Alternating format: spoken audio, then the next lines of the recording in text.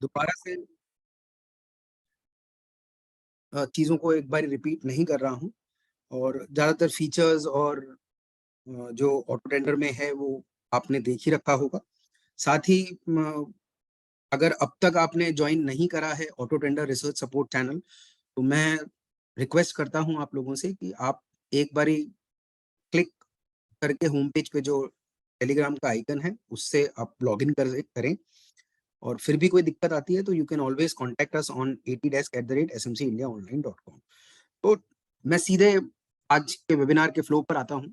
तो स्टॉक्स में खास करके हम लोग स्टार्ट करेंगे सेक्टर स्ट्रेंथ रैंकिंग से।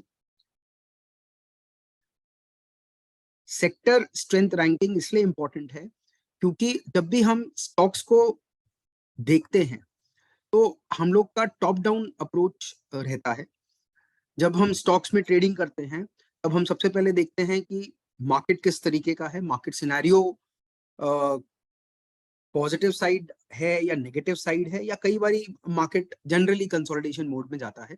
तो उसी के हिसाब से हम लोग ये डिसाइड करते हैं कि हम लोग को शॉर्ट जाना है, लॉन्ग जाना है या फिर बहुत सारे हमारे इन्वेस्टर्स हैं जो सिर्फ बाय ओनली प्रेफर करते हैं या ट्रेडर्स भी हैं वो बाय ओनली प्रेफर करते हैं। तो इसीलिए सेक्टर स्ट्रेंथ रैंकिंग का एक बहुत इंपॉर्टेंट रोल है हमारे ओवरऑल स्टॉक ट्रेडिंग में। क्यों? क्योंकि स्टॉक्स किसी ना किसी सेक्टर को बिलोंग करते हैं जैसे कि आपको पता ही है। और अगर सेक्टर स्ट्रांग है, मान लेते हैं कि वीक मार्केट में भी कई बार ऐसा होता है कि हमारा एफएमसीजी पैक बहुत स्ट्रांग निकल कर आता है। वहीं पर मेटल्स कई बारी वीक हो जाते हैं क्योंकि इंटरनेशनल कमोडिटीज का प्रेशर रहता है। वहीं पर आईटी अगर आप देखेंगे तो वो भी कहीं ना कहीं फ्लक्चुएट करता है। तो हमको एक रणनीति बनानी पड़ती है जब भी हम ट्रेड करना चाहते हैं स्पेसिफिकली स्टॉक्स में। तो सेक्टर स्ट्रेंथ रैंकिंग एक बहुत इंपॉर्टेंट रोल प्ले करता है और हम लोग इसको समझेंगे हमारे वेबिनार के थ्रू कि किस तरीके से आप एडवांटेज ले सकते हैं। फिर हम लोग आगे बढ़ेंगे स्टॉक एनालिसिस और पिकिंग पर। देखिए, स्टॉक कौन सा लेना है, क्या बाय ऑन डिप स्ट्रेटेजी अपनानी है या सेल ऑन राइज स्ट्रेटेजी अपनानी है, कब हमको एंटर करना है स्टॉक में, क्या स्टॉप लॉस रहेगा, क्या टारगेट रहेगा, वो सारी की सारी जानकारी आपको ऑटो टेंडर के माध्यम से ही मिलेगी। कुछ एक मॉडल्स हमने उसमें इनकॉर्पोरेट करे हुए हैं। यहाँ तक मैं बता दूं कि कल का अगर सेशन आपने नहीं भी अटेंड किया हो, तो स्टॉक का जो पूरा एनालिसिस है वो हमने टेक्निकल एस्पेक्ट पर बेस फोकस किया है। कोर जो एनालिसिस है वो हमारा टेक्निकल एनालिसिस है। और क्योंकि हम एफएनओ स्टॉक्स के बारे में बात कर रहे हैं, तो हम लोगों ने 360 डिग्री एनालिसिस देने के सोची है और उसके तहत हम लोग जितना भी डेरिवेटिव डेटा के अकॉर्डिंग आपका काम हो रहा है स्टॉक में, क्या रेजिस्टेंस है, क्या सपोर्ट है, वो सारी चीजें हमने एक डेरिवेटिव पॉइंट ऑफ व्यू से दिए हैं, जो कि उसमें भी आपको हेल्प करेगी जहां पर कि आप स्टॉक ऑप्शंस ट्रेड करते हैं। तो स्टॉक ऑप्शंस कैसे ट्रेड करना है, क्या क्या चीजें हमको ध्यान रखनी है, वो सब हम लोग बाद में डिस्कस करेंगे। पहले जो हमारे इन्वेस्टर कैटेगरी के क्लाइंट्स हैं, जो लोग डिलीवरी ट्रेड्स में बिलीव करते हैं, जो पोजिशनल ट्रेड्स में बिलीव करते हैं, उनके लिए हम लोग एक सेशन फोकस करेंगे, एक सेक्शन फोकस करेंगे, सेशन तो नहीं।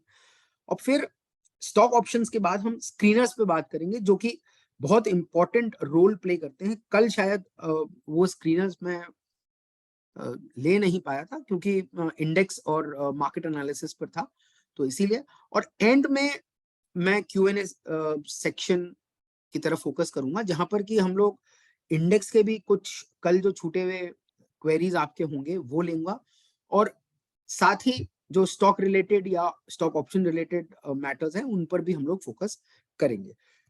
तो ज्यादा देर ना करते हुए हम लोग आगे बढ़ते हैं।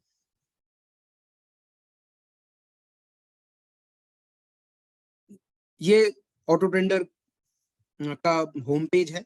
इसमें अगर आप लेफ्ट हैंड साइड देखेंगे तो आपको स्टॉक एनालिसिस मिलेगा, डिलीवरी का एक टैब मिलेगा, डिलीवरी एवरेज स्कैनर का एक टैब मिलेगा। तो उसको हम लोग थोड़ा बाद में डिस्कस करेंगे। अभी हम लोग ये समझ लेते हैं कि सेक्टर स्ट्रेंथ रैंकिंग एक्चुअल में है क्या। ये जो यहाँ पर आपको दिख रहा है सेक्टर स्ट्रेंथ रैंकिंग, इसको आप कैसे एडवांटेज ले सकते हैं अपने ओवरऑल एनालिसिस में। तो देखिए यहाँ पर हमने सेक्टर स्ट्रेंथ रैंकिंग की जब बात करी है तो 5 टाइम फ्रेम्स में उसको बांटा है। 15 मिनट्स, 30 मिनट्स, जो कि हमने सेक्टर वाइज एनालिसिस में इंट्राडे पर्सपेक्टिव से रखा है।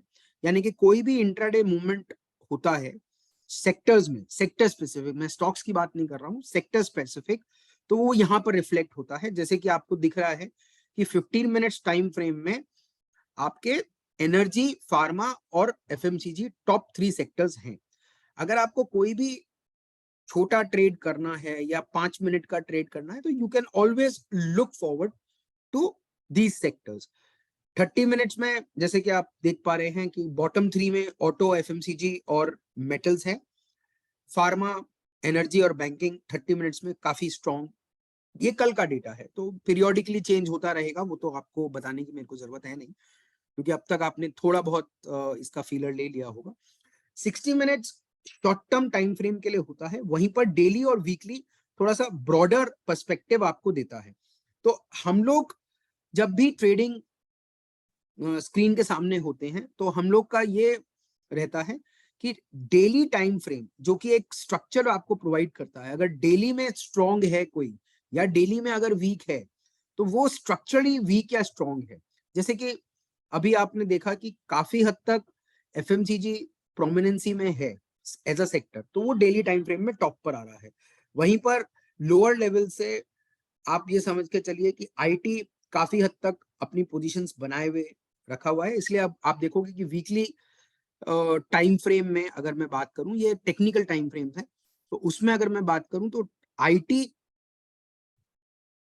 सेक्टर का काफी इंपॉर्टेंट रोल अब तक हमने देखा है और काफी स्टॉक्स आईटी सेक्टर में अभी भी फ्लेवर में बने हुए हैं। तो अगर आपको कोई भी सिनेरियो में ये देखना है कि मेरा लॉन्ग टर्म में या मीडियम टर्म में कौन सा सेक्टर स्ट्रॉन्ग है, तो टॉप 3 सेक्टर्स में एफएमसीजी, आईटी और एनर्जी आते हैं, और बॉटम 3 में बैंकिंग इंडेक्स, मेटल्स और पीएसयू बैंक्स आते हैं। तो ये अभी के डेटा के हिसाब से आपको डेली मैकेनिज्म में हम लोगों ने फिट किया है। अभी ट्रेडिंग अगर आप करते हैं तो आप लगभग लगभग ये चाहते हैं कि आपकी ट्रेडिंग प्रोबेबिलिटी बढ़ पाए।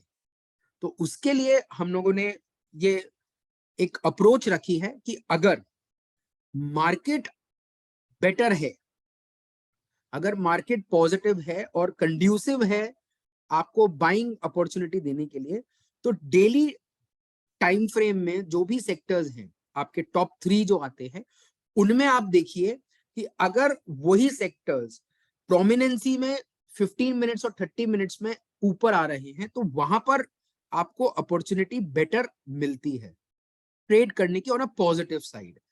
वहीं पर अगर मैं कल की बात करूं तो कल मार्केट बहुत ही एक वीक बायसनेस के साथ ट्रेड किया और at one particular point of time market close to 100 points negative भी था।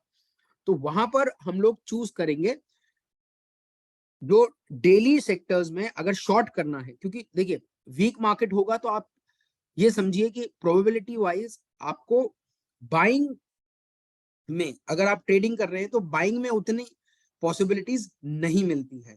अगर आप इन्वेस्टिंग कर रहे हैं तो डेफिनेटली आप उस सेंस में सोचेंगे कि हाँ मेरे को तो थोड़ा सा लॉन्ग टर्म रखना है, मेरा स्टॉप लॉस भी थोड़ा सा वाइड रहेगा, तो वहां पर आप वैल्यू पिकिंग करते हैं। तो कई बार आप उसमें फंडामेंटल एस्पेक्ट्स भी जोड़ते हैं, लेकिन अगर मैं purely trading point of view से बात करूं तो वहां पर अगर आप वीक मार्केट है और आप इंट्राडे में कोई मूव पकड़ना चाहते हैं या शॉर्ट टर्म में वीक मार्केट का फायदा उठा रहे हैं, तो वहां पर आपको ये फोकस करना जरूरी है कि डेली टाइम फ्रेम में मेरे कौन से सेक्टर्स वीक है, और अगर वही सेक्टर्स 15 मिनट्स और 30 मिनट्स में भी वीकनेस शो करते हैं तो मेरे को एक हायर प्रोबेबिलिटी ट्रेड वहां पर मिलता है।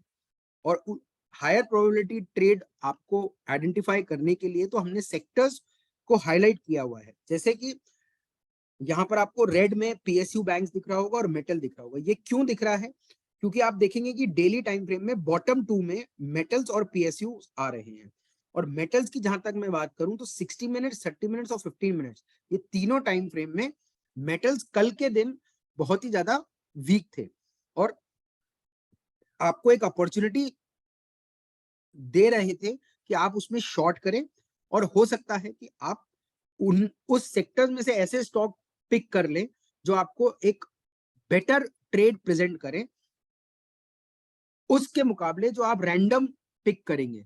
आपने देखा कि रैंडमली अच्छा 3% डाउन है, अच्छा चलो ठीक है मैं शॉर्ट कर देता हूं तो मेरे को एक आधा परसेंट और शायद मिल सकता है क्योंकि मार्केट वीक है, तो ये एक रैंडम ट्रेड हुआ। लेकिन अगर आप प्रॉपर लॉजिक के साथ उसको आगे बढ़ेंगे तो मेरा मानना यह है कि आप या हमारे ऑटो ट्रेडर के अप्रोच का मानना यह है कि आप उन्हीं सेक्टर्स में जाइए जो ऑलरेडी वीक हैं, तो वहां पर आपकी प्रोबेबिलिटी बढ़ जाती है। तो यहाँ पर आपने देखा कि मेटल और पीएसयू वीक है।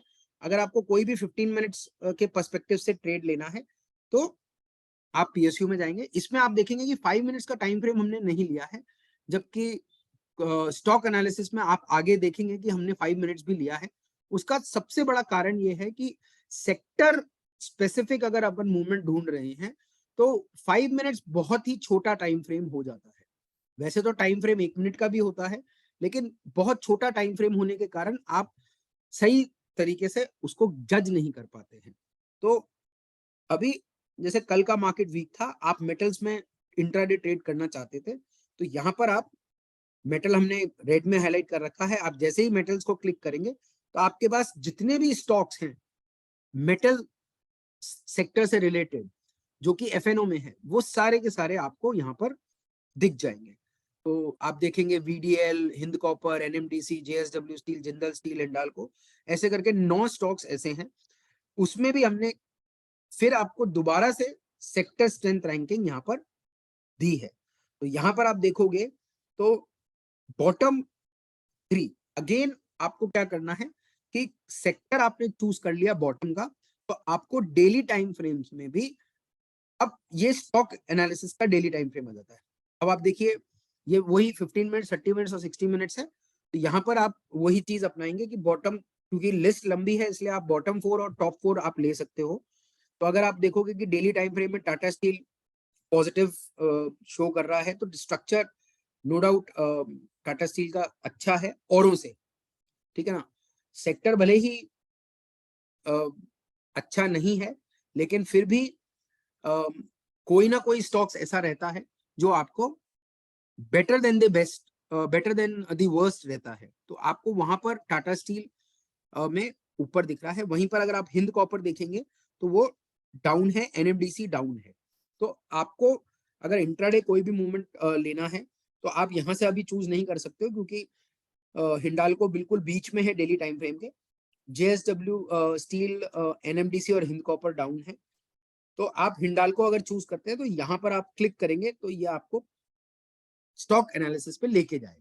तो इसी तरीके से आप पूरा एनालिसिस में आप स्टॉक तक पहुंचते हैं। पहले आप ओवरऑल मार्केट देखेंगे, फिर आप सेक्टर स्ट्रेंथ रैंकिंग जो कि मैंने आपको बताया कि इंपॉर्टेंस क्या है उसकी, उसके बाद आप स्टॉक्स पर आएंगे। तो स्टॉक में ये आपने देखा जैसे हिंडाल्को पर अपन आए तो इसको अब एनालाइज कैसे करना है कि वैसे तो अभी आपको पता है हमने सेक्टर स्ट्रेंथ रैंकिंग के थ्रू निकाल लिया है कि हिंडाल्को है, लेकिन अगर आप डायरेक्टली हिंडाल्को पर आते हैं तो आप किस तरीके से आइडेंटिफाई करेंगे कि ये stock particularly buy on dips है, सेल ऑन राइज है, इसमें अपॉर्चुनिटी बनती है बाय की या सेल की, मैं किस लेवल पर बाय करूं या किस लेवल पर सेल करूं, तो वो मैं आपको अभी ब्रीफ कर देता हूं। तो यहां पर आपको 3 सेक्शंस मिलते हैं स्टॉक एनालिसिस में। जब हम बात करते हैं तो प्राइमरी जो हमारा फोकस रहता है वो टेक्निकल एनालिसिस पे रहता है। तो टेक्निकल एनालिसिस का एक सबसे पहला फेज तो ये है जहां पर आपको 9 इंडिकेटर्स, ये 9 इंडिकेटर्स और ये 5 टाइम फ्रेम्स की हेल्प से आपको आइडेंटिफिकेशन होगा कि इस पर्टिकुलर स्टॉक का ट्रेंड क्या है। इसका सबसेक्शन है सेंटिमेंट। ये आपका दोनों मिलकर पहला सेक्शन कंप्लीट होता है। इससे आपको ये पता चलता है कि स्टॉक जो हम देख रहे हैं वो स्टॉक आपका पॉजिटिव है या नेगेटिव है, इसमें हम लोग किस तरीके की पोजीशंस बना सकते हैं। सेकंड एस्पेक्ट रहता है हमारा पाइवेट पॉइंट थ्योरी पर बेस्ड, जहां पर कि हम लोग ये एनालिसिस करेंगे कि पाइवेट पॉइंट के हिसाब से स्टॉक में ट्रेड किस लेवल पर करना चाहिए। देखिए, स्टॉक में आइडेंटिफिकेशन एक अलग बात होती है, ट्रेड करना दूसरी बात होती है। तो हमने ये तो आइडेंटिफाई कर लिया कि ये स्टॉक वीक है, लेकिन एंट्री पॉइंट्स क्या क्या है इस स्टॉक में ट्रेड करने के लिए। हमारे एंट्री पॉइंट्स क्या होंगे, हमारा एग्जिट पॉइंट क्या होगा, हमारा टारगेट 1, टारगेट 2, टारगेट 3 क्या होगा, उसके लिए हमने सपोर्ट रेजिस्टेंस की पाइवेट पॉइंट थ्योरी पर फोकस किया है। ये एक इंडिकेटिव थ्योरी है, आप अपनी भी थ्योरी इनकॉर्पोरेट कर सकते हैं। ये हमने सिर्फ एक एडवाइजरी के तौर पर, एक एनालिसिस के तौर पे दिया है। हम लोग इसमें कोई रिकमेंडेशन नहीं दे रहे हैं कि भाई अगर हिंडाल्को इस लेवल के नीचे गया तो आपका S1 हिट करेगा या S2 हिट करेगा या S3 हिट करेगा, या इस लेवल के ऊपर गया तो R1, R2, R3 हिट करेगा। कोई टारगेट नहीं दे रहे हैं, कोई स्टॉप लॉस नहीं दे रहे हैं। ये सारी चीजें आपके सीखने के लिए हैं, और आपको अपना रिस्क मैनेजमेंट और पोजीशन मैनेजमेंट, जो कि मैंने कल भी आपको बताया था कि वो आपको ही मैनेज करना है, उसके लिए आप इंडिविजुअल ही है। मैं आपको ये नहीं बता सकता कि आप इतना फंड एलोकेट कैश सेगमेंट में करो, इतना फंड एलोकेट आप इंडेक्स में करिए, इतना आप पोजीशन साइज लीजिए। हो सकता है कि आप कंफर्टेबल हो 500 शेयर हिंडाल्को शॉर्ट करने में, तो वो आप कर सकते हैं, उसमें कहीं कोई दिक्कत नहीं है। लेकिन आपको अपना पोजीशन मैनेजमेंट और रिस्क मैनेजमेंट वेल डिफाइंड होना चाहिए। अब तीसरे सेक्शन की बात आते हैं, तो तीसरा सेक्शन हमारा डेरिवेटिव्स को फोकस करता है। तो ये डेरिवेटिव्स का पूरा सेक्शन यहाँ पर हमने प्रेजेंट किया हुआ है। ये देखिए, ये पूरा डेरिवेटिव्स का सेक्शन हमने प्रेजेंट किया हुआ है। इसमें आप देखोगे तो कल जो हमने ओआई टेबल, ऑप्शंस की ओआई टेबल डिस्कस करी थी वो है। इसमें हमने फ्यूचर का डेटा इसलिए नहीं रखा है क्योंकि हम लोग जब टेक्निकल एनालिसिस पर फोकस कर रहे हैं तो वहीं पर आपकी ज्यादातर प्रॉब्लम्स रिजॉल्व हो जाती हैं। वहां पर आपने ये ऑप्शन एनालिसिस वही सेम पैटर्न पर काम करेगा। ऑप्शन राइटिंग कहाँ हो रही है, पुट राइटिंग कहाँ हो रही है, कितना फेवर में ऑप्शन राइटिंग कॉल में हो रही है, कितना फेवर में पुट में हो रही है, ये सब एनालिसिस आप करेंगे। नीचे आपको क्यूमुलेटिव एनालिसिस मिलेगा, यहाँ पर ओआई कंसंट्रेशन सिंस एक्सपायरी, तो आपको पोजिशनली क्या सिस्टम बन रहा है वो चीजें इसमें देखने को मिलेंगी। तो काफी हद तक जैसे आप देखोगे 440 पर अगर कल आपने सेशन अटेंड किया होगा तो यहाँ पर आप देखोगे कि पुट राइटिंग हो रही है, ओ सॉरी कॉल राइटिंग हो रही है, यहाँ पर पुट राइटिंग हो रही है। तो ये सारी चीजें हमने आपको विजुअल अपील के लिए दी हैं। और अगर मैं बात करूं इसमें, तो आप देखोगे कि यहाँ पर हमने इंट्राडे डेटा दो तरीके से आपको प्रेजेंट किया हुआ है। एक चेंज इन ओआई आपको प्रीवियस डे का दिया हुआ है और उससे प्रीवियस डे का दिया हुआ है। तो ये आपके लिए बहुत बेनिफिशियल है कि 2 दिन का आपको डेटा मिलता है कि 2 दिन के डेटा में क्या पॉसिबिलिटीज बनी है। तो उस उसके लिए आप यहाँ पर फोकस कर सकते हो। अभी हम लोग वापस चलते हैं हमारे टेक्निकल एनालिसिस पर। तो उसमें मैंने जैसे कि आपको बताया था कि 9 इंडिकेटर्स हैं। तो टेक्निकल एनालिसिस में इंडिकेटर्स का बहुत इंपॉर्टेंट रोल है।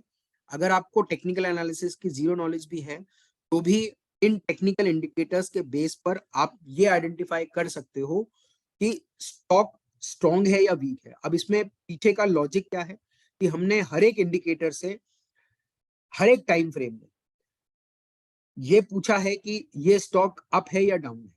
तो इंडिकेटर 1 5 मिनट्स टाइम फ्रेम पर हिंडाल्को में क्या बता रहा है कि ये डाउन है, हमने उसकी वैल्यू नोट कर ली। वैसे ही इंडिकेटर 3 ये कहता है नहीं हिंडाल्को अप है, वैसे ही इंडिकेटर 9 15 मिनट्स 30 मिनट्स और 5 मिनट्स में हिंडाल्को को अप बोल रहा है। तो हमने वो वैल्यू नोट कर ली।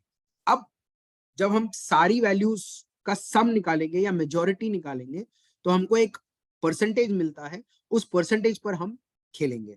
अब ये 9 इंडिकेटर्स क्या हैं, ये सिर्फ आप इतना जान लीजिए कि ये बेस्ट 9 इंडिकेटर्स आपके लिए हमने प्रेजेंट किए हुए हैं। ये आपका ट्रेंड फॉलोइंग इंडिकेटर्स भी हो सकते हैं, ट्रेंड रिवर्सल इंडिकेटर्स भी हो सकते हैं, ऑसिलेटर्स भी है, सारी चीजें। तो कोई इंडिकेटर आरएसआई हो सकता है, कोई इंडिकेटर एमएसीडी हो सकता है, सुपर ट्रेंड हो सकता है इंडिकेटर 9, या बॉलिंजर बैंड इंडिकेटर 4 हो सकता है। तो ये कुछ भी हो सकता है। इसके पीछे ये है कि हमने इसके नाम इसलिए छुपाए हुए हैं कि एक बायसनेस नहीं आए। कई बार ये होता है कि एज अ ट्रेडर आपको आरएसआई के पीछे पहले बैक टू बैक नुकसान लग चुके हों तो आपकी एक बायसनेस आ जाती है, नहीं मेरे को आरएसआई पे काम नहीं करना है। तो इसीलिए हम ये चाहते हैं कि आप आउटपुट पर फोकस करें और आप एंड रिजल्ट्स पर उसको लेके जाएं। तो इसीलिए हमने ये 9 इंडिकेटर्स दिए हैं। अब ये 5 टाइम फ्रेम्स जिन लोगों को टेक्निकल एनालिसिस नहीं भी आता है उनके लिए मैं बता दूं, 5 मिनट्स और 15 मिनट्स इंट्राडे टाइम फ्रेम्स होते हैं। अगर आपको कोई भी इंट्राडे मूवमेंट कैप्चर करना है या आप ये सोच है कि मेरे को कैरी नहीं करना है, मेरे को इंट्राडे में ही एक आधा परसेंट मिल जाए, आधा परसेंट मिल जाए, तो आप 5 मिनट और 15 मिनट को फोकस करते हैं। 30 मिनट्स और 60 मिनट्स ओवरलैपिंग होते हैं। ये आपका ट्रांजिशन होता है from intraday to short term. तो हमारी थ्योरी के हिसाब से 30 मिनट्स और 60 मिनट्स में अगर स्टॉक आप देख रहे हो तो वो आपको पोजिशनल एस्पेक्ट में भी हेल्प कर सकता है। अगर उसकी पोजिशनल वैल्यू आप देखेंगे तो आप अगर फ्यूचर में कंफर्टेबल हैं, क्योंकि कैश में तो आप ओवरनाइट कैरी नहीं कर सकते हो, और पोजिशनल अगर आपको बाय करना है तो आप उसको कैश में भी कर सकते हैं, फ्यूचर में भी कर सकते हैं। लेकिन अगर आपको शॉर्ट ही करना है तो आप वो कैश में नहीं कर सकते पोजिशनल। तो आपको ये 30 मिनट्स और 60 मिनट्स वहां पर आपकी हेल्प करेगा। वहीं पर डेली टाइम फ्रेम आपको एक medium term to long term structure देता है, वही तरीके से जिस तरीके से मैंने आपको सेक्टर स्ट्रेंथ रैंकिंग में ब्रीफ किया था। तो ये आपका स्टॉक बताएगा बाय ऑन डिप्स है या सेल ऑन राइज है। तो अब हम तैयार हैं कि हिंडाल्को का या फिर किसी भी स्टॉक का एनालिसिस किस तरीके से करें। तो यहां पर आप देखोगे तो डेली टाइम फ्रेम्स में, ये डेली टाइम फ्रेम्स में 9 की 9 इंडिकेटर्स, एक भी इंडिकेटर ऐसा नहीं है 9 इंडिकेटर्स में से जो हिंडाल्को को ऊपर बोल दे। तो इसीलिए डेली टाइम फ्रेम, ये जो आप देख रहे हैं डेली टाइम फ्रेम, ये 100% डाउन है, 100%। ये जो डाउन परसेंटेज आपको यहां दिख रही है,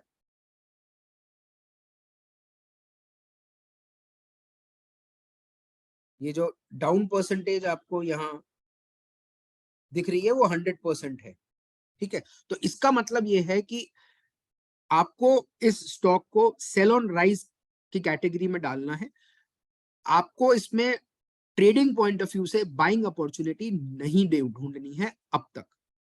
अगर 5 मिनट और 15 मिनट में आप बिल्कुल ही शॉर्ट टर्म कोई मतलब इंट्राडे मूव देख रहे हैं तो आप 1-2 रुपए 3 रुपए के लिए देख सकते हैं, क्योंकि वहां पर शॉर्ट कवरिंग कई बार आ जाती है, तो ऐसे स्टॉक्स में आपको मिल जाता है। लेकिन अगर आप आउट एंड आउट सिर्फ इसको देखकर ट्रेड करने की कोशिश कर रहे हैं तो मेरा मानना यह है, या हमारी अप्रोच का मानना यह है, क्योंकि ये सेल ऑन राइज है, इसमें आप बाइंग अपॉर्चुनिटी ना ढूंढें, इसमें सेलिंग अपॉर्चुनिटी ढूंढें। तो अब ये तो कंफर्म हो गया कि ये स्टॉक सेलिंग में है। सेकंड चीज आपको क्या देखनी है, ये short term sentiment, 5 minutes 15 minutes 30 minutes और 60 मिनट्स।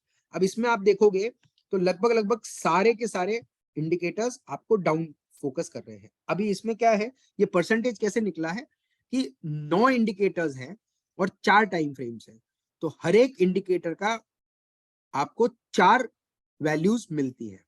तो अगर 4 वैल्यूज एक इंडिकेटर की मिलेंगी तो 36 वैल्यूज आपको इन टोटल इसकी मिलेंगी। अगर आप डेली टाइम फ्रेम्स को भी कंबाइन कर लोगे तो उसमें आपको 36 वैल्यूज 45 वैल्यूज मिलती हैं।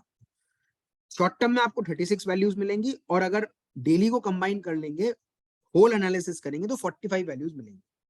तो आपने ये भी देखा कि शॉर्ट टर्म सेंटीमेंट में 78% डाउन है, तो ये आराम से आप शॉर्ट कर सकते हो।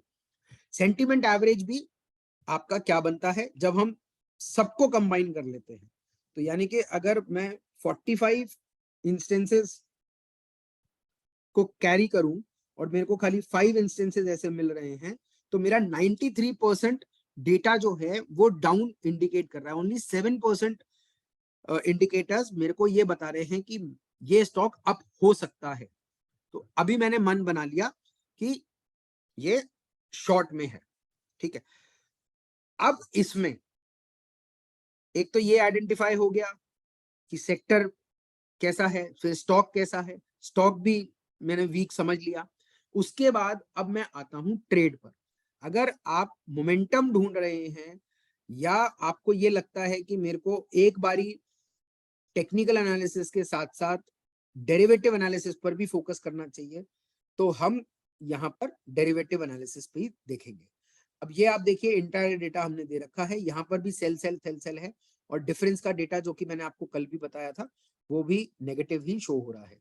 वहां पर आप देखोगे हिंडाल्को का ऑप्शन में तो आपको दिखेगा कि कॉल ऑप्शन में परसेंटेज वाइज काफी ज्यादा राइटिंग हुई है और क्यूमुलेटिव डेटा में अगर आप देखोगे तो हैवी आपको कॉल साइड ही मिलेगा, तो नेगेटिव वहां पर भी आपको नेगेटिव एक सेंटिमेंट मिल रहा है।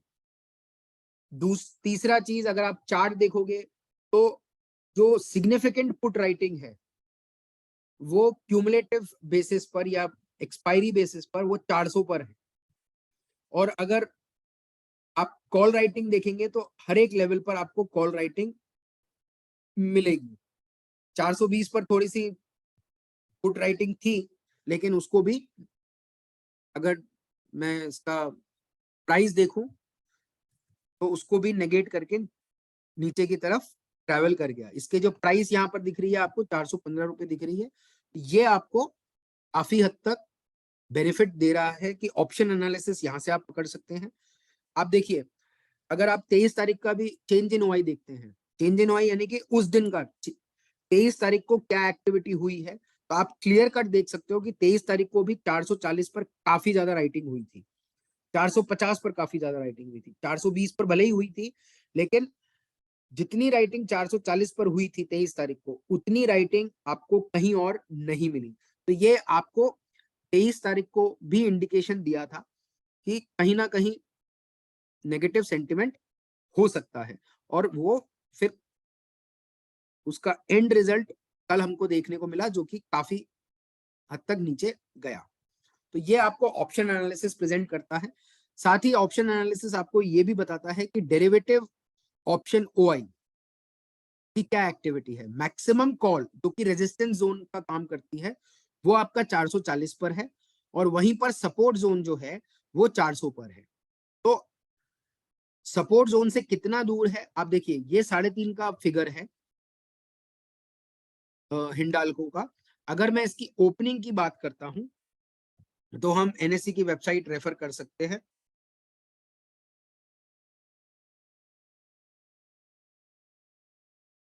ये एनएससी की वेबसाइट पर हमने एज ए हिंडाल्को टाइप किया, और कल आप देखोगे तो ओपन 438 पर हुआ था, और जो भी है वो आपको स्क्रीन पर ही गिरता हुआ दिखा हिंडाल्को एज अ शेयर।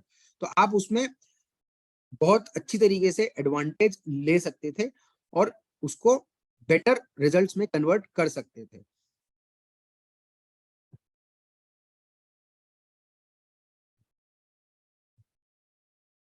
अभी एक और चीज आपको यहाँ पर देखने को मिलेगी, अभी तक मैं एंट्री लेवल पे नहीं आया हूँ। एक लेवल पर आपको ये और मिलेगा कि हाईएस्ट डिलीवरी सेल साइड 425 पर है। अब ये कहां से आपको मिलता है, इसके पीछे मैं आपको लॉजिक अभी बता देता हूँ, बाद में हम डिटेल में डिलीवरी मॉडल डिस्कस करेंगे। लेकिन जब हम हिंडाल्को को डिस्कस कर रहे हैं तो हम हर एक एस्पेक्ट को टच डाउन करेंगे जो भी इसमें आपको इनपुट्स दिए हुए हैं। ये सारे रिसर्च इनपुट्स ना बहुत इंपॉर्टेंट रोल प्ले करते हैं, तो आप हर एक इनपुट को बारीकी से सोचिए। तो आपको बहुत अच्छा ट्रेड मिलने की उम्मीद है। ये डिलीवरी मॉडल पर जैसे ही मैं गया, यहाँ पर आप हिंडाल्को टाइप करेंगे तो आप देखेंगे हाईएस्ट डिलीवरी कहाँ उठी है। हाईएस्ट डिलीवरी यहाँ उठी है 7 फरवरी को। ये 30 दिन का एवरेज हम लोगों ने दिया हुआ है डिलीवरी मॉडल में। और जब हम डिलीवरी मॉडल डिस्कस करेंगे तो ऑब्वियसली आपको ये भी पता चलेगा कि जब हम 30 दिन का डेटा प्रेजेंट कर रहे हैं तो हम लोग ये भी देख रहे हैं कि हाईएस्ट डिलीवरी कौन से दिन में उठी थी in relation to the volume. तो वहां पर आपने देखा कि 7 फरवरी को हाईएस्ट डिलीवरी उठी है और उस दिन का लो आप देखिए, लो है 425.50 रुपए। तो अगर हम वापस हिंडाल्को पर चलते हैं तो आप देखेंगे 425.50 रुपए का ये सेल लेवल है। अब ये क्यों है, उसके पीछे का लॉजिक मैं आपको ब्रीफ कर देता हूं कि जिस दिन भी हाईएस्ट डिलीवरी होती है उसका हाई ऑफ द डे और लो ऑफ द डे हम लोग स्टोर करके रख लेते हैं। ये हमको हेल्प करता है delivery positional trades buy side लेने में और डिलीवरी ट्रेड सेल साइड लेने में। यानी कि कोई भी अगर पोजिशनल ट्रेड आप शॉर्ट साइड करना चाहते हैं तो वहां पर आपकी काफी हेल्प करेगा। तो इसके बारे में हम डिलीवरी मॉडल में और ज्यादा समझेंगे, लेकिन अभी के लिए आप ये समझ लीजिए कि हमने हर एक इनपुट सोच समझ के दिया हुआ है। तो आपके लिए पहला इनपुट हिंडाल्को में ये था कि 440 का रेजिस्टेंस था, उसके नीचे कल के दिन क्लोज हुआ 24 तारीख को और काफी ज्यादा राइटिंग भी वहां पर देखने को मिली। साथ ही जब आज मार्केट खुला तो कहीं ना कहीं मेटल सेक्टर सॉफ्ट थे और हिंडाल्को एक बहुत अच्छी सेलिंग अपॉर्चुनिटी प्रेजेंट कर रहा था। अब सपोर्ट और रेजिस्टेंस की थ्योरी से या पीपी थ्योरी से हम लोग ये कैसे आइडेंटिफाई करेंगे कि कहाँ हमको एंट्री लेनी है। तो उसके लिए मैं आपको बता दूं कि पीपी लेवल एक एवरेज का लेवल होता है। S1 S2 S3 आपके सपोर्ट जोन्स होते हैं, R1 R2 R3 आपके रेजिस्टेंस जोन होते हैं। तो वहां पर अगर आप कोई भी स्टॉक में एंटर करना चाहते हैं, यहां पर मैं एग्जांपल ले रहा हूं शॉर्ट साइड की, आपको 3 चीजें इसमें देखनी है। पहला कि स्टॉक में जो ओवरऑल ट्रेंड है वो वीक है, उसी के साथ आपको ये भी देखना है कि डाउन परसेंटेज 60% से ज्यादा होनी चाहिए। ठीक है, अभी आप देखिए सेंटिमेंट एवरेज में डाउन परसेंटेज को अगर आप देखेंगे तो 93% दिख रहा है। ये हमेशा 60% से ऊपर होनी चाहिए, या तो बाय साइड या सेल साइड। अगर सेल साइड होगी तो आप शॉर्ट का ट्रेड लेंगे, अगर बाय साइड होगी तो आप लॉन्ग का ट्रेड लेंगे। दूसरा चीज कि सपोर्ट या रेजिस्टेंस, अगर ये शॉर्ट कर रहे हैं तो सपोर्ट से कितना दूर है, क्योंकि अल्टीमेटली क्या होगा कि सपोर्ट पर से बाउंस हो सकता है। तो हमको ये भी देखना जरूरी है कि स्टॉक जहां पर ट्रेड कर रहा है वो सपोर्ट से कितना दूर है। हमने ये तो आइडेंटिफाई कर लिया कि ये स्टॉक शॉर्ट है, साथ में हम ये भी देखेंगे कि सपोर्ट जोन से कितना ऊपर है। तो अभी अगर मैं सुबह की बात करूं तो करीबन हिंडाल्को चल रहा था 430 28 25 के आसपास। तो उसमें हमने देखा कि सपोर्ट से काफी दूर है। 420 का एक मिनिमम सपोर्ट था, एक इमीडिएट सपोर्ट था, उसको भी स्टॉक ने तोड़ा। और फिर उसके बाद आप ये देखेंगे कि पाइवेट पॉइंट के नीचे है या नहीं है। तो ये 3 फैक्टर्स आपको देखने हैं जब भी आप इंट्राडे में शॉर्ट लेते हैं। तो इंट्राडे में शॉर्ट में आपकी एंट्री अगर पीपी लेवल और S1 के बीच में स्टॉक है तो आप 100% पोजीशन अपनी बना सकते हैं। 100% का मतलब ये है कि अगर आप हिंडाल्को जैसे स्टॉक में 500 शेयर लेने की कैपेसिटी रखते हैं तो आप 100% पोजीशन अपनी बना सकते हैं, अगर स्टॉक आपको पीपी लेवल और S1 के बीच में दिखता है।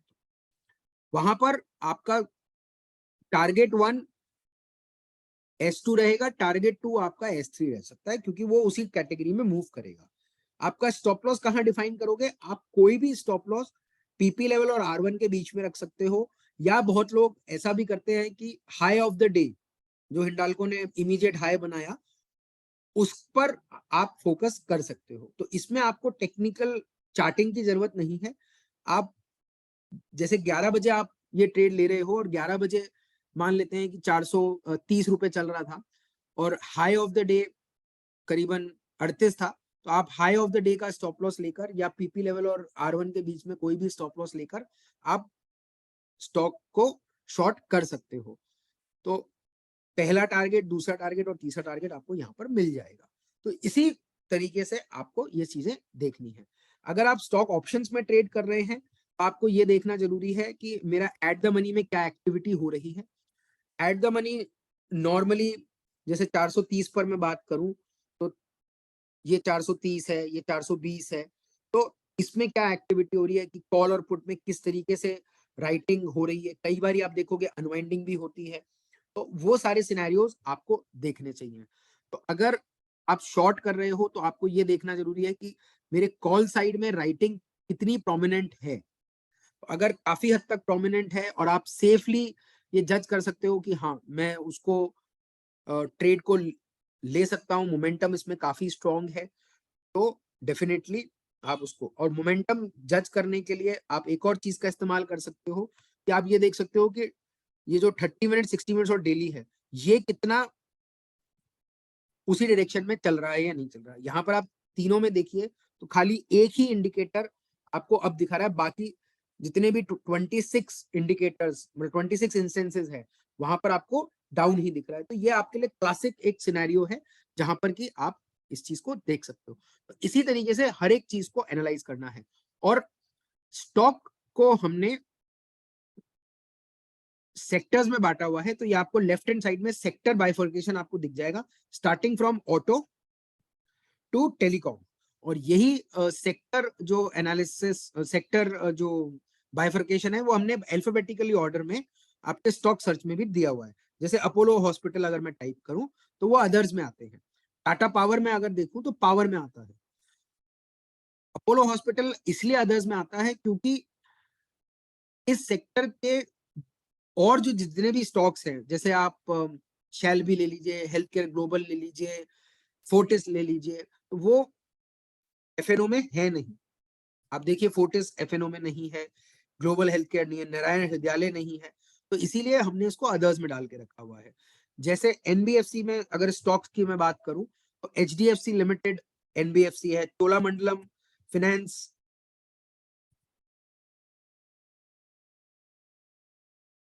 एनबीएफसी है, तो आप इसी तरीके से देख सकते हैं। बैंक्स की अगर मैं बात करूं तो बैंक्स तो काफी सारे हैं। एनर्जी सेक्टर जैसे रिलायंस की अगर मैं बात करता हूं तो ऑयल एंड गैस में आता है, गेल ऑयल एंड गैस में आता है। तो ये सारी चीजें आपको देखने को मिलती है। चलिए मैंने अभी रिलायंस खोल लिया है तो आपको इसका एनालिसिस में बता देता हूँ। देखिए इसमें अगर आप देखोगे एनालिसिस में तो सबसे बड़ी जो बात आएगी वो ये आएगी कि डेली सेंटिमेंट अगर आप देखेंगे तो इसका बाइफर्केटेड है। मतलब आप देखिए 5 इंडिकेटर्स डाउन दिखा रहे हैं, 4 इंडिकेटर्स अप दिखा रहे हैं। तो आप एक डिलेमा की सिचुएशन में है कि ये स्टॉक अप है या डाउन है। तो अगर ये अप है तो यहां पर डेली सेंटिमेंट 60% होना चाहिए। अगर इसका लॉन्ग टर्म स्ट्रक्चर या मीडियम टर्म स्ट्रक्चर पॉजिटिव है, मैं बाय ऑन डिप्स कर सकता हूं, तो ये 60% से ऊपर होना चाहिए। अगर मैं सेल ऑन राइज करूंगा तो ये 60% से ऊपर होना चाहिए। ये देखिए 56% ही दिख रहा है। तो अभी ये डेटा मेरे को नो ट्रेड जोन में या कंसोलिडेशन में दिखा रहा है, ना तो ये बाय ऑन डिप्स है ना सेल ऑन राइज है। तो हम लोग ऐसी स्थिति में डेटा को प्रोमिनेंसी से चेंज होने का टाइम देते हैं। तो इसमें अगर आप, बहुत पॉपुलर स्टॉक है, तो अगर आप इसमें करना चाहते हैं ट्रेड तो आप ये जरूर देखिए कि डेली सेंटिमेंट इसका पॉजिटिव टर्न हुआ है या नहीं हुआ है। वहीं पर आप देखोगे तो शॉर्ट टर्म सेंटिमेंट यानी कि कल के दिन अगर इसका 5 मिनट, 15 मिनट, 30 मिनट और 60 मिनट देखोगे तो काफी हद तक इसने इंप्रूव किया है। तो यहाँ पर आपका 91% सेंटिमेंट आपको अब दिख रहा है। तो ओवरऑल सेंटिमेंट भले ही 63% आपको अब दिख रहा है, वो भी आपको मैं बता दूं मेनली वो 5 मिनट्स और 15 मिनट्स की वजह से आपको दिख रहा है। नहीं तो ज्यादा स्ट्रेंथ आपको 30 मिनट्स और 60 मिनट्स में नहीं दिखेगी। वहीं पर 15 मिनट्स और 5 मिनट्स की वजह से काफी हद तक इंप्रूव डेटा आपको दिख रहा है। अब 5 मिनट्स और 15 मिनट्स इंट्राडे का होता है, इसलिए रिलायबिलिटी का इशू रहता है यहाँ पर। अब अगर रिलायबिलिटी का इशू है तो हम क्यों ट्रेड करें ऐसे स्टॉक में। नो डाउट आपको एक टेंडेंसी मिल रही है, ये नो डाउट आपका आने वाले टाइम में हो सकता है कि ये प्रोमिनेंसी से ऊपर जाए। दूसरी चीज, लेकिन अभी के हिसाब से ये थोड़ा डेटा डिस्ट्रप्टिव है। दूसरी चीज अगर मैं बात करूं तो ये मैक्सिमम जो पुट राइटिंग है उसके अभी भी नीचे ट्रेड कर रहा है। तो इसके लिए क्या कारण हम लोग देखेंगे। तो इसमें आते हैं तो आप देखो तो 2400 पर पुट राइटिंग अभी भी हो रही है।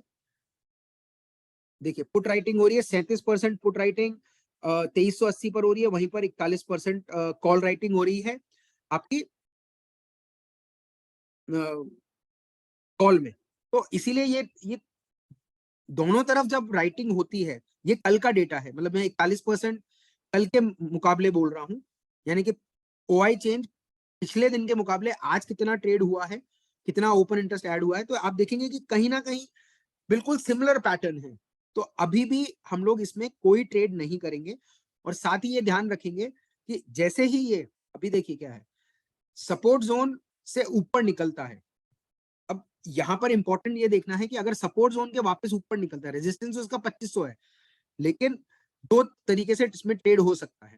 पहला तरीका ये है कि ये डेटा और डिटोरिएट हो जाए, तो आपको ये जो डेली सेंटिमेंट है ये इसमें आपको नेगेटिविटी आ जाएगी, 5 मिनट्स 15 मिनट्स में नेगेटिविटी आ जाएगी, 30 मिनट्स में भी नेगेटिविटी आ जाएगी। लेकिन अगर नहीं आती है तो ये टेंडेंसी स्टॉक की ये रहेगी कि 2400 के ऊपर ट्रेड करेगा, तो अपने सपोर्ट जोन के ऊपर ट्रेड एक बारी करेगा। तब आप देखेंगे कि डेली सेंटिमेंट किस तरीके से मूव कर रहा है। अगर डेली सेंटिमेंट इंप्रूव होता है पॉजिटिविटी की तरफ, तब आप जाके ट्रेड करेंगे। लेकिन अभी के लिए जब तक कि ये डिसाइसिवली 2400 के या तो ऊपर नहीं ट्रेड करता है या डिसाइसिवली नीचे ट्रेड नहीं करता है करीबन 1-1.5%, तब तक आपके लिए Reliance is a no trading zone stock. तो ये गलती बहुत लोग कल भी करें कि जी अच्छा स्टॉक है, मार्केट इतना नेगेटिव हो गया है, मैं इसमें बाय कर लेता हूं। बहुत सारे लोगों ने 2400 पर बाय करा, लेकिन उन्होंने देखा कि स्टॉक 68 के लेवल तक गया जो कि लो था, तो वो वहां पर ट्रैप हो गए। तो स्टॉक ऐसा ही होता है, ट्रैप करने की स्थिति में आ जाता है। तो ये ऑटो टेंडर का जो डेटा है वो आपको बताएगा, और किस तरीके से एनालाइज करना है वो ये बताएगा कि आपको इस स्टॉक में बाय का ट्रेड लेना है या सेल का ट्रेड लेना है, या फिर दोनों ही नहीं लेना। अभी एक और मैं लेता हूं, चलिए अपोलो हॉस्पिटल दिमाग में आ गया। तो अपोलो हॉस्पिटल में आप जैसे ही क्लिक करेंगे तो यहां पर आप देखिए, अब यहां पर अगर आपको कुछ भी दिखता है तो सबसे पहले क्या देखना है, वही चीज डेली सेंटिमेंट 88% ऊपर है, मतलब स्टॉक में स्ट्रेंथ है, डेली बेसिस पर स्टॉक में स्ट्रेंथ बनी हुई है। ठीक है, इसीलिए 9 में से 8 इंडिकेटर इसको अप बोल रहे हैं। सिर्फ एक इंडिकेटर ऐसा है जो बोल रहा है कि भैया ये स्टॉक तो डाउन है। साथ ही अगर शॉर्ट टर्म सेंटिमेंट देखेंगे, ये थोड़ी सी मेरे को टेक्निकल मिस्टेक दिख रही है, लेकिन शॉर्ट टर्म सेंटिमेंट भी काफी हद तक सुधरा हुआ है। आप देखिए 30 मिनट्स में काफी ज्यादा स्ट्रेंथ है, 60 मिनट्स में भी 5 इंडिकेटर्स मेरे को डाउन दिखा रहे हैं, 4 इंडिकेटर्स अप दिखा रहे हैं, तो मिडिल ग्राउंड पर है। 5 मिनट्स और 15 मिनट्स कंप्लीटली पॉजिटिव साइड है, तो कहीं ना कहीं इसका सेंटिमेंट एवरेज पॉजिटिव है। तो आप ये ध्यान भी रख सकते हैं कि इसमें ट्रेड कैसे लेना है। सेकेंड चीज अगर आप देखोगे इसका, तो आपको यहाँ पर पिक्चर और ज्यादा क्लियर होगी। अगर ऊपर से क्लियर नहीं हो रही है तो यहाँ ज्यादा अच्छी पिक्चर क्लियर होगी कि कॉल ऑप्शन राइटिंग भी हो रही है, पुट ऑप्शन राइटिंग भी हो रही है। लेकिन पुट ऑप्शन राइटिंग 4450 पर आप देखोगे तो परसों के मुकाबले कल जो राइटिंग हुई, मतलब थर्सडे के मुकाबले जो कल राइटिंग हुई, वो 371% बढ़ गई है। इवन दो लिक्विड नहीं है स्टॉक, लेकिन फिर भी एक क्यू देता है। और वहीं पर आप देखोगे कि ज्यादातर जो पैरामीटर्स हैं वहां पर आपको पॉजिटिविटी दिख रही है। साथ ही अगर मैं बात करूं यहाँ पर चार्टिंग में, तो 5000 पर एक मेजर राइटिंग है। तो यहाँ आपको एक मेजर राइटिंग दिख रही है, कॉल राइटिंग। और वहीं पर अगर मैं पुट राइटिंग की बात करता हूं तो 4000 पर पुट राइटिंग आपको दिख रही है, 4200 पर दिख रही है, 4400 पर दिख रही है, 4500 पर भी दिख रही है। तो ऐसे में आपको अगर इंट्राडे भी करना है या पोजिशनल भी करना है तो आप एक कॉल ले सकते हो कि इस पर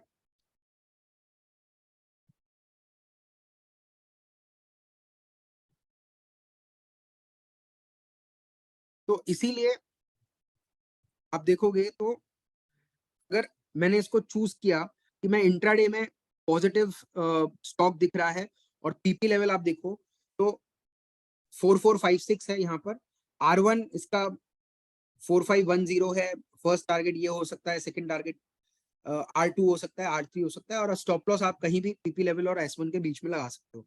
साथ ही साथ ये स्टॉक आप पोजिशनल भी कैरी कर सकते हो डिपेंडिंग अपॉन कि आपका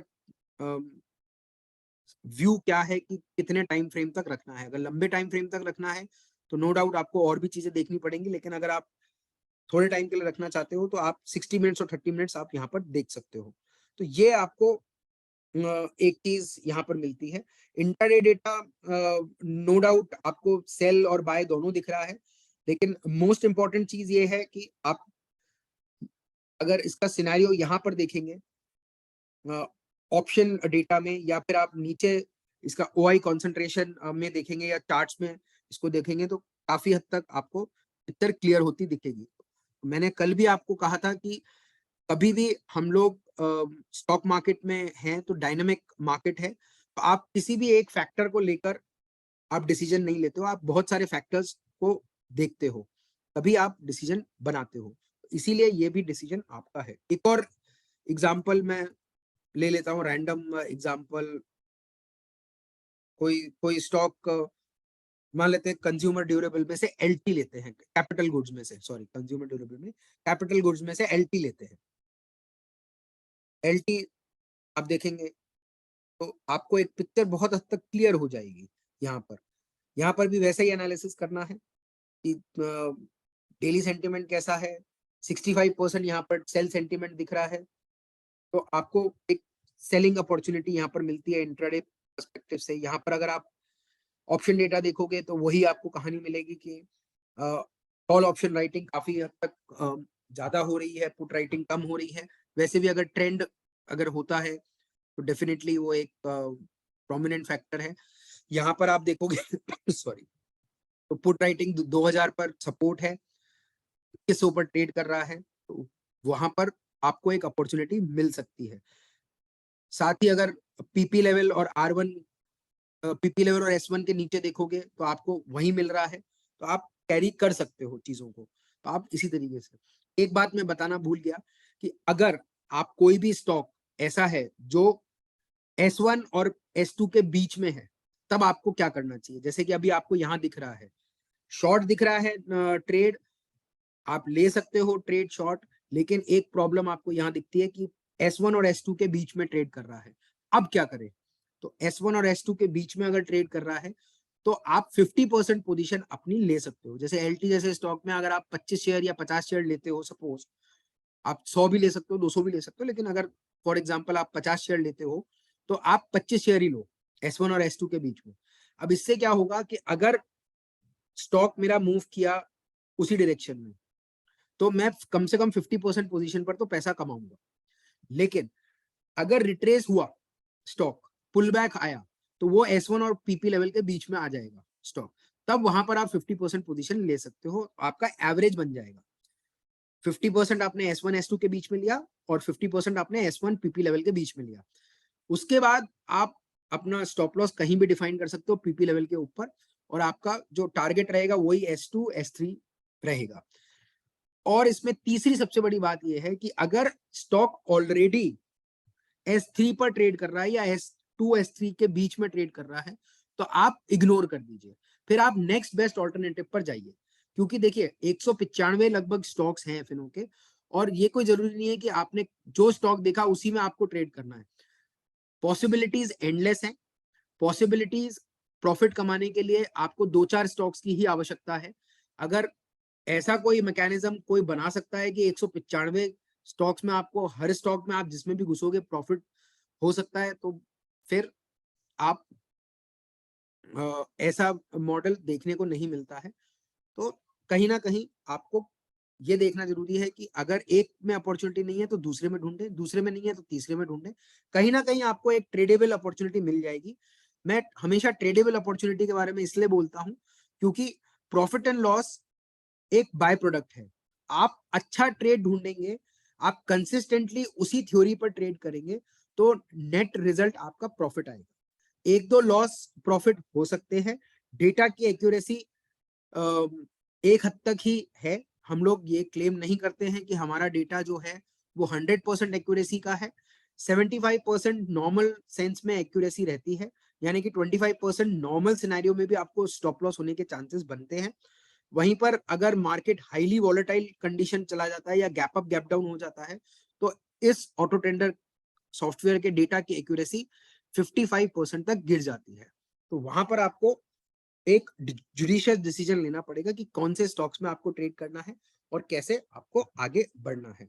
तो ये सिनेरियो आपका बनता है कि जहां पर आपने स्टॉक को आइडेंटिफाई किया टेक्निकल ग्राउंड्स पे, उसके बाद आपने उसमें ऑप्शन का तड़का लगाया या डेरिवेटिव डेटा का तड़का लगाया और फिर ये डिसाइड करा कि मैं शॉर्ट जाऊं या लॉन्ग जाऊं। उसके बाद आपने ये देखा कि अगर मैं शॉर्ट जाता हूं या मैं लॉन्ग जाता हूं तो वो मेरा स्टॉक सपोर्ट या रेजिस्टेंस के आसपास तो नहीं है, ट्रैप होने के चांसेस तो नहीं है। फिर आप आगे बढ़ते हैं हमारी सपोर्ट और रेजिस्टेंस थ्योरी पर, पीपी लेवल पर। आपको ये देखना है अगर आप शॉर्ट कर रहे हैं तो पीपी लेवल के नीचे ट्रेड करना चाहिए, अगर लॉन्ग कर रहे हैं तो पीपी लेवल के ऊपर ट्रेड करना चाहिए। ज्यादा दूर होगा तो अवॉइड करना है, कम दूर होगा तो आप सेग्रीगेट कर सकते हैं कि 50% यहां लेना है, 50% बाद में लेना है। तो इस प्रकार आप ये आइडेंटिफाई कर सकते हैं। तो इस सेशन को मैं ब्रेक करता हूं। अब हम लोग डिलीवरी मॉडल पे चलते हैं। उससे पहले अगर आपके कोई भी क्वेरीज हैं तो वो एक बारी मैं फिल्टर आउट करके ले लेता हूं।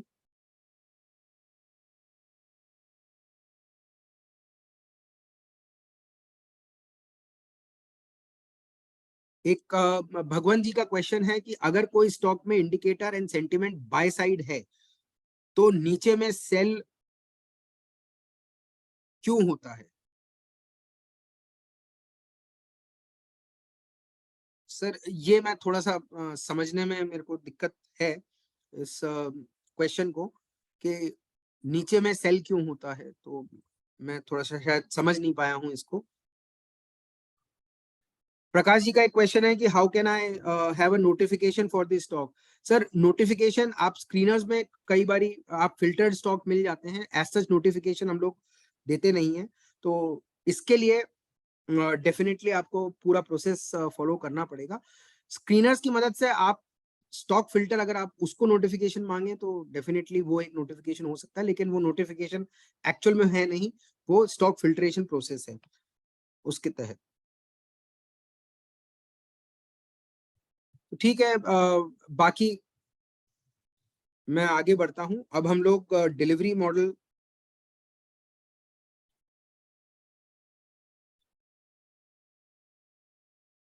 अच्छा, भगवान जी ने बोला है कि इंट्राडे में सेल रहता है सर। सर इंट्राडे में सर देखिए क्या रहता है कि कई बारी स्टॉक ऑप्शंस हैं इलिक्विड हो जाते हैं, तो जो हमारा डेटा बनता है वो स्पेसिफिकली एक डायरेक्शन में कई बारी इंट्राडे डेटा आपको सेल दिखाता है। लेकिन आपको, अगर मैंने पहले ही बोला कि डायनेमिक एनवायरनमेंट है, आपको सारी चीजें चेकलिस्ट के तरीके से देखनी पड़ेंगी कि टेक्निकल ग्राउंड्स पर क्या बोल रहा है। प्राइमरी जो आपका फोकस है वो टेक्निकल एनालिसिस रहेगा। सेकेंडरी वैलिडेशन या सेकेंड ओपिनियन के लिए आप स्टॉक में जा सकते, स्टॉक ऑप्शंस में जा सकते हैं। और अगर आप स्टॉक ऑप्शंस में ट्रेड करते हैं तभी आप स्टॉक ऑप्शन डेटा स्पेसिफिकली देखें। तो अभी तक आप ये फोकस करिए कि टेक्निकल ग्राउंड्स पर किस तरीके से डेटा बन रहा है। तो ये आपका रहा। ठीक है, अभी हम लोग डिलीवरी मॉडल पर आते हैं, जो कि एक पोजिशनल ट्रेड लेने के लिए या इन्वेस्टमेंट कॉल लेने के लिए काफी प्रोमिनेंसी से आपको स्टॉक्स फिल्टर करके देता है। अभी वीक मार्केट भी है, तो आप वीक मार्केट में ये कर सकते हैं कि आपको डिलीवरी ट्रेड ज्यादातर मिलेंगे नहीं, लेकिन आप एक वॉच लिस्ट तैयार कर सकते हैं। वॉच लिस्ट तैयार करने में ये है कि आपको ये आइडेंटिफिकेशन हो जाएगा कि जब मार्केट में ट्रेंड रिवर्स होगा या कभी कोई स्ट्रॉन्ग मोमेंटम किसी सेक्टर में या स्टॉक में आएगा, तो डेफिनेटली आप उसका एडवांटेज ले सकते हैं। तो ये डिलीवरी मॉडल आपको इस तरीके से दिखेगा कि जैसे ही मैंने क्लिक किया डिलीवरी पर, तो यहाँ पर मेरे को 30 डेज का डेटा मिल जाता है। आप देखेंगे कि 30 डेज का एवरेज मिलता है, एवरेज परसेंटेज मिलता है। अब हमको क्या देखना है, अगर हम डिलीवरी लेना चाहते हैं एक लॉन्ग टर्म पर्सपेक्टिव के लिए, तो हमने हाईलाइट किया हुआ है हाईएस्ट डिलीवरी। ये डिलीवरी का कॉलम है, जो कि सेकंड लास्ट कॉलम है आपका डिलीवरी का। इसमें आप ढूंढिए कि पिछले 30 दिनों में हाईएस्ट डिलीवरी कहाँ होती है। आपको और आसान करने के लिए हमने यहाँ पर हाईलाइट कर किया हुआ है। तो आप देखेंगे कि 27 जनवरी को हाईएस्ट डिलीवरी टाटा मोटर्स में उठी है। ठीक है, हाईएस्ट डिलीवरी। अभी टाटा मोटर्स कहाँ चल रहा है,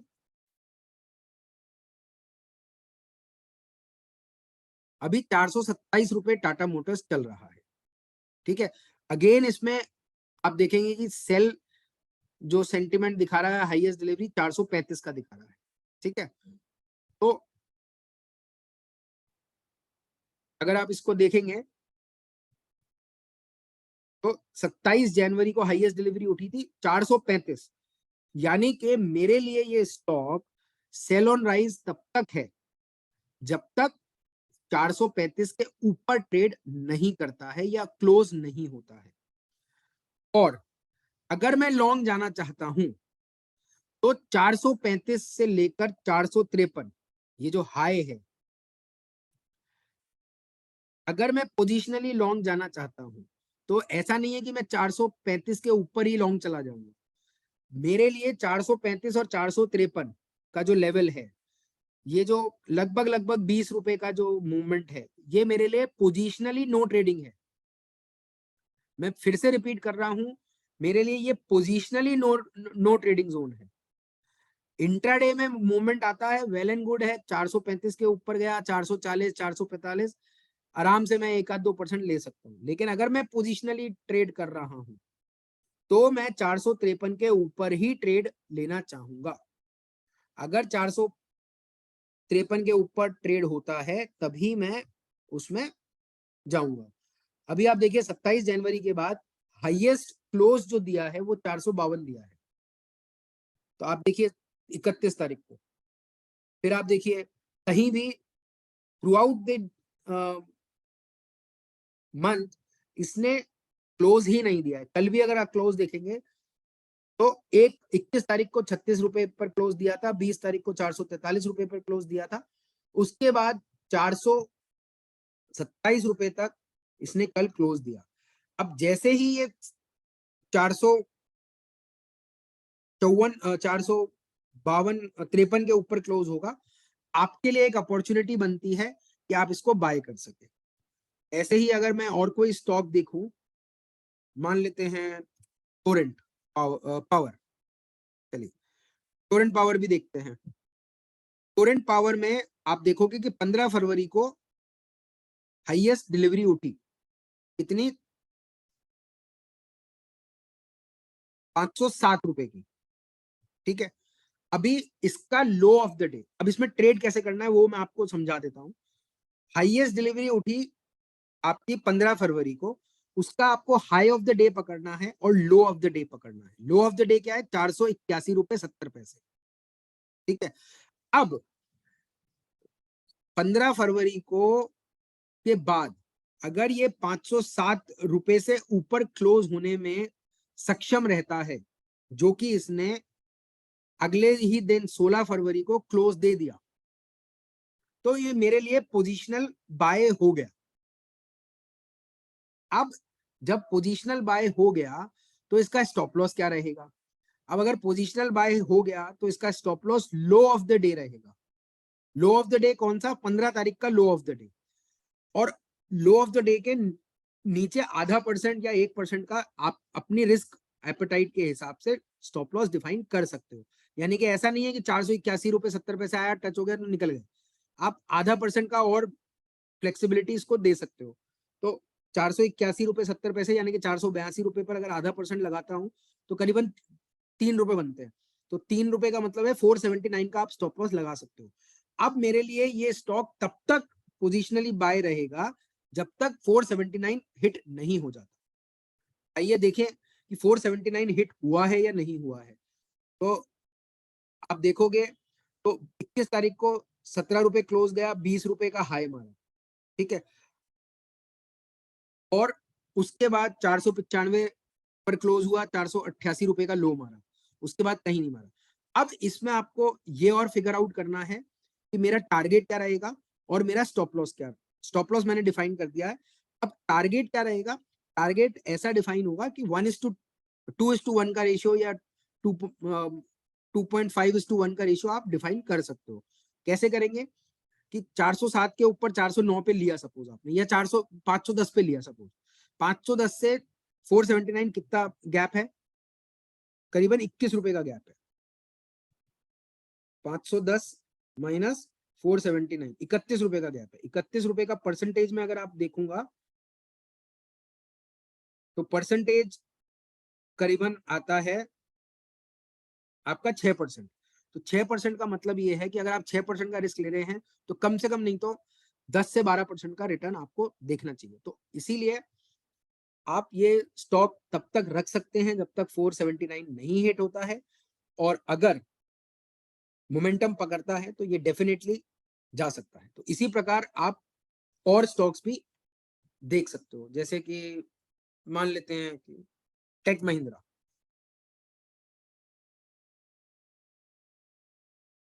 टेक महिंद्रा का हाईएस्ट डिलीवरी कहाँ उठा है, 16 तारीख को। देखिए आप 16 तारीख को ये हाईएस्ट डिलीवरी उठा है। इसका हाई ऑफ द डे और लो ऑफ द डे पकड़ लो आप, ठीक है। हाई ऑफ द डे और लो ऑफ द डे पकड़ने में आपको इसका 20 तारीख को high of the day close हुआ 1144 पर।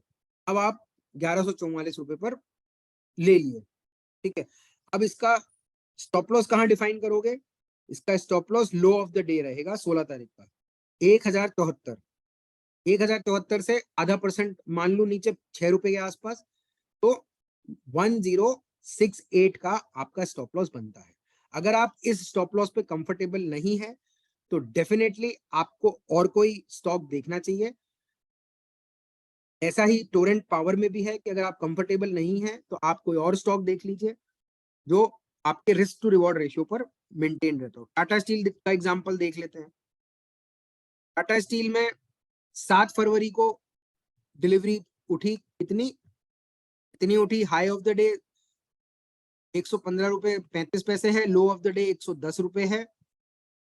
अब आप देखिए कभी भी ये 115 रुपए के ऊपर ट्रेड ही नहीं करा, जबकि 109 रुपए 94 पैसे से नीचे ट्रेड कर रहा है। तो फिर से अपन टाटा स्टील पर जाते हैं, आपको मैं बताता हूँ। टाटा स्टील पर गए आप तो आप देखिए यहाँ पर सेल 110 रुपए 55 पैसे का आपको यहाँ पर दिख रहा है। तो इसी तरीके से आपको आइडेंटिफाई करने हैं सारे स्टॉक्स। ये देखिए 7 फरवरी को 10 रुपए 55 पैसे का लो है, तो जब तक ये 10 रुपए 55 पैसे के नीचे रहेगा ये मेरे लिए सेल ऑन राइज का कैंडिडेट है। और अगर ये 10 रुपए से ऊपर आ जाता है तब भी मेरे लिए 115 तक या 116 तक ये नो ट्रेडिंग जोन में रहेगा। तो ये फायदा रहता है आपको डिलीवरी मॉडल का, आपको आइडेंटिफिकेशन हो जाता है और साथ में आपको एक ट्रेडिंग पर्सपेक्टिव से चीजें मिल जाती है। अब हम बात करेंगे, ये तो बात हुई डिलीवरी की, अब हम बात करेंगे पोजिशनल की। पोजिशनल ट्रेड कैसे पिक करें। पोजिशनल ट्रेड मैं ये मान के चल रहा हूं आपका 5 से 10 दिन का टाइम फ्रेम, या मैक्सिमम जो टाइम फ्रेम आपका शॉर्ट टर्म में रहेगा वो 15 दिन का रहेगा। तो उसमें आपको ये आइडेंटिफाई करना है सबसे पहले तो कि मैं डेली टाइम फ्रेम में ही सेक्टर्स पिक करूं। जैसे एफएमसीजी, अब एफएमसीजी में अगर टॉप पर आ रहा है तो मैं एफएमसीजी के स्टॉक्स देख लेता हूं। एक एक करके मैं अगर स्कैन करता हूं एफएमसीजी के स्टॉक्स, तो जैसे सपोज आईटीसी लिया मैंने, आईटीसी का अगर मैं क्लिक करूंगा तो यहाँ पर मेरे को कुछ एक चीजें मिलती हैं, जैसे 77% अप ट्रेंड है, 94% इसका शॉर्ट टर्म है, सेंटिमेंट एवरेज, हाईएस्ट डिलीवरी फिर से 384 बाय साइड उठ गई है, 400 रुपए का एक रेजिस्टेंस जोन है। तो अगर आप सिर्फ 15 रुपए के लिए खेल रहे हैं तो बात दूसरी है, नहीं तो 400 के ऊपर आपको काफी अच्छा मोमेंटम इसमें पॉजिटिव साइड मिल सकता है। वहीं पर अगर मैं वापस और स्टॉक्स देख लेते हैं, मैरिको देख लेते हैं।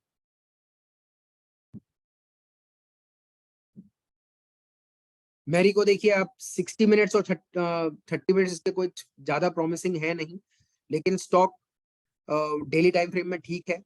अगेन 500 का इसमें रेजिस्टेंस जोन दिख रहा है यहाँ पर, तो आपको फिर वेट एंड वॉच करना है। तो इस तरीके से आप फिल्टर कर सकते हैं पोजिशनल ट्रेड लेने के लिए। पोजिशनल ट्रेड में आपको ये ध्यान रखना है कि मेरा सपोर्ट और रेजिस्टेंस के आसपास तो नहीं है। अगर ये पोजिशनल ट्रेड बहुत बेहतरीन पोजिशनल ट्रेड बन जाएगा अगर ये 500 का ब्रेक करके आधा 1% ऊपर ट्रेड करता है।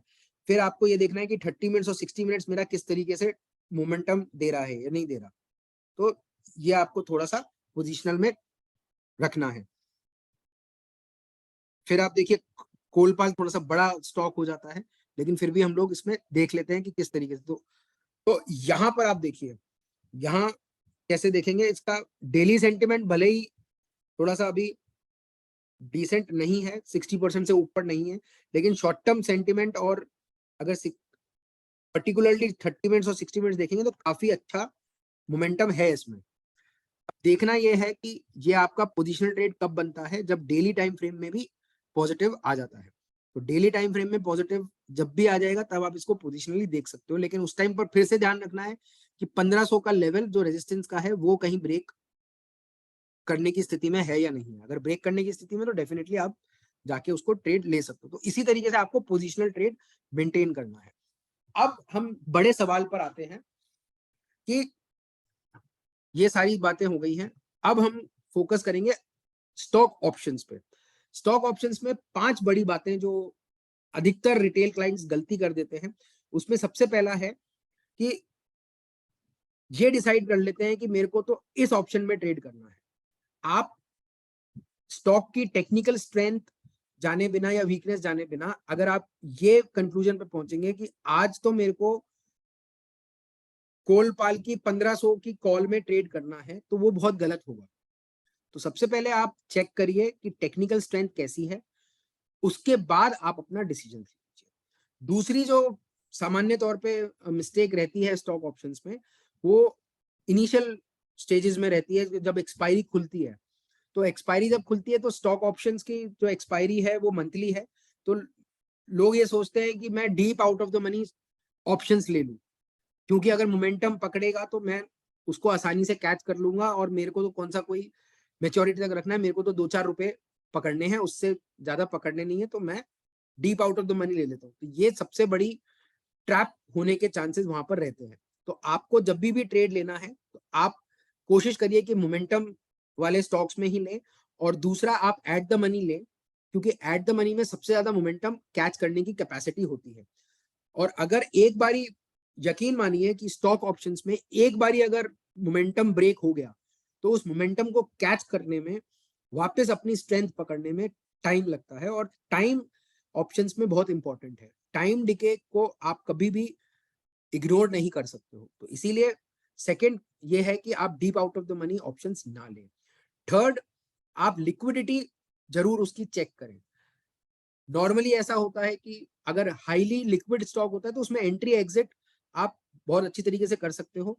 अगर बिल्कुल भी लिक्विडिटी नहीं है स्टॉक में तो आपका बिड और ऑफर में ही गैप इतना हो जाता है, या कई बारी अगर मोमेंटम उस स्टॉक ने लूज कर दिया तो बायर ही नहीं मिलेगा सेल करने के लिए, क्योंकि आपको सेल करने के लिए, एग्जिट करने के लिए बायर की आवश्यकता है, तो बायर आपको कभी मिलेगा नहीं।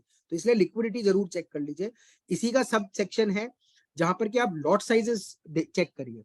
नॉर्मली ये देखा जाता है कि अगर लॉट साइजेस काफी बड़े होते हैं तो वहां पर आपको पोजीशन मैनेजमेंट में बहुत सारी दिक्कत आती है। तो आपको लॉट साइजेस ज्यादातर करके विद इन 1000 के लॉट साइजेस में ही ट्रेड करना है। बहुत सारे स्टॉक्स आपको मिल जाते हैं, एचडीएफसी लिमिटेड हो गया, आपका एचडीएफसी बैंक हो गया, कोटक हो गया, रिलायंस हो गया। ये सारे स्टॉक्स जो है वो हाईली लिक्विड हैं और इनके लॉट साइजेस भी छोटे हैं। वहीं पर अगर 3-4 हजार का लॉट साइज है तो वहां पर कई बारी पोजीशन मैनेजमेंट में दिक्कत आती है। साथ ही आपको यह ध्यान रखना है कि लास्ट वीक ऑफ एक्सपायरी में डेटा पर इतना फोकस ना करें। ये option data last week of expiry में होगा तो सही, लेकिन आपको एक गलत इंटरप्रिटेशन देगा, यानी कि उसकी रेलेवेंस खत्म हो जाएगी। क्यों?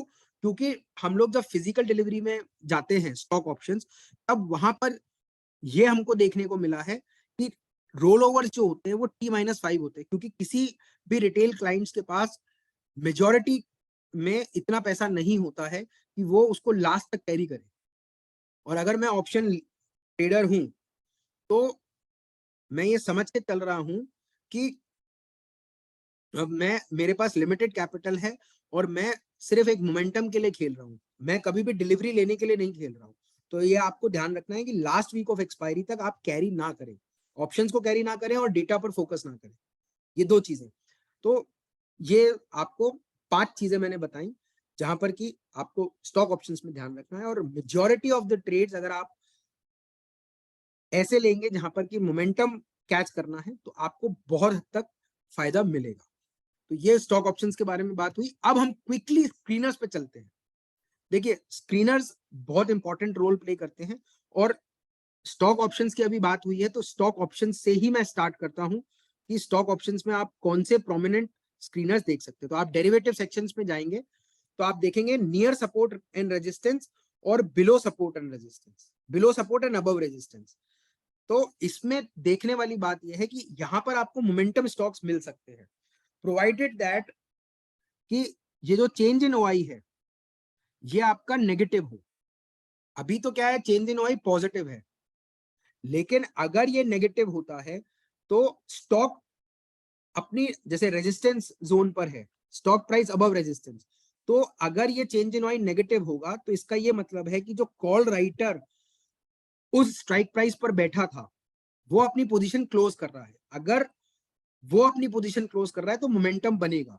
तो ऐसे ही इंडस टावर पे आप देखिए, no doubt current market price इसकी स्ट्राइक प्राइस से ऊपर है, लेकिन फिर भी चेंज इन ओआई जो है वो आपका पॉजिटिव है, अभी तक ब्रेक नहीं हुआ है।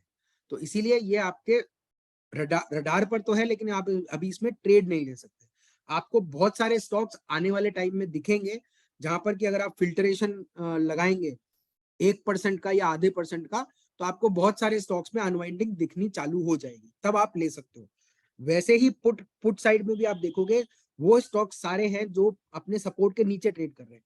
वहीं पर आप यहाँ पर भी देखिए कि अनवाइंडिंग किस में हो रही है। अभी तक अनवाइंडिंग किसी में नहीं हो रही है, खाली आईसीआईसीआई जनरल इंश्योरेंस में हो रही है जहां पर की लिक्विडिटी है ही नहीं। तो वहां पर आप अवॉइड कर सकते हो। एक बंधन बैंक में जरूर 3600 की है, लेकिन ये ओआई परसेंटेज जो है वो 0.56 ही है। ये सिग्निफिकेंट अनवाइंडिंग नहीं है। सिग्निफिकेंट अनवाइंडिंग कैसे होती है? वो होती है आपकी 12%, 15%, 20%। जैसे कि यहाँ पर आप देखोगे तो एचडीएफसी लिमिटेड, इवन दो वो नीचे ट्रेड कर रहा है, लेकिन उसमें जो कॉल राइटिंग हुई है, मतलब पुट राइटिंग हुई है, वो 28% ज्यादा हुई है।